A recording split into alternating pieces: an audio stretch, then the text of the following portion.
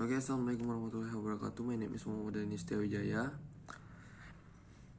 Methods of education is versus ways. A teacher from a Western country recently visited an elementary school in an Asian country. In one class, she was teaching young children as they learned to draw a cat. The teacher drew a big circle on the blackboard and 60 children copied it on their papers. The teacher drew a smaller circle on top of the first and then put then two triangles on top it. The children drew in the same way. The lesson continued until there were 61 identical cats in the classroom. Each student's cat looked exactly like the one on the board. The visiting teacher watched the lesson and was surprised. The teaching methods were very much different from the way teaching in her own country a children's art lesson. Art lesson in her own country produced a room full of unique features, each one completely different from the others. Why?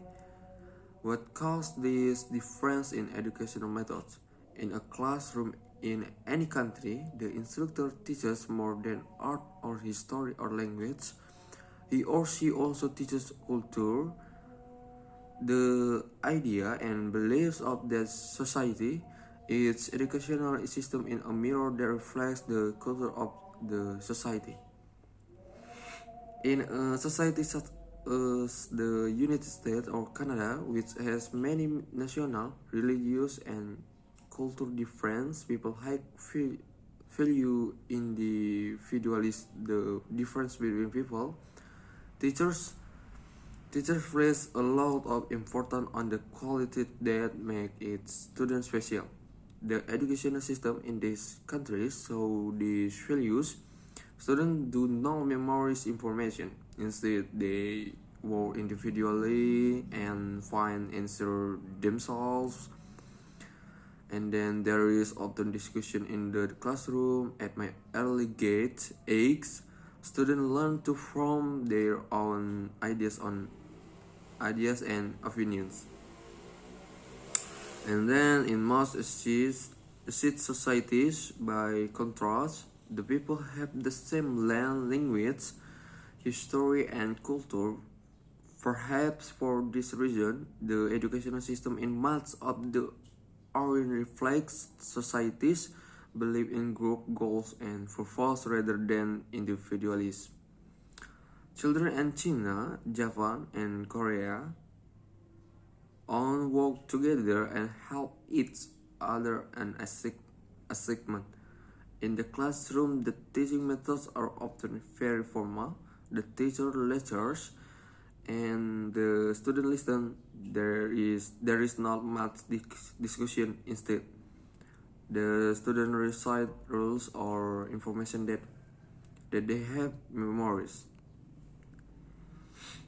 And then there are advantages and disadvantages to both of this system of education. For example, one advantage to the system in Japan is that students they learn much more math and science than American students learn by the end of high school. They also study more hours if they and more day each year than North Americans do. The system is difficult but is prepares students for a society that values discipline and self-control. There is however, a disadvantage. Memorization is an important learning method in Japanese schools, yet many students say that after an exam, they forget much of the information that they have memorized. And then the advance to the educational system in North America, on the other hand, is that students learn to think for themselves. The system prepares them for a society that values creative ideas. There is, however, a disadvantage when students graduate from high school.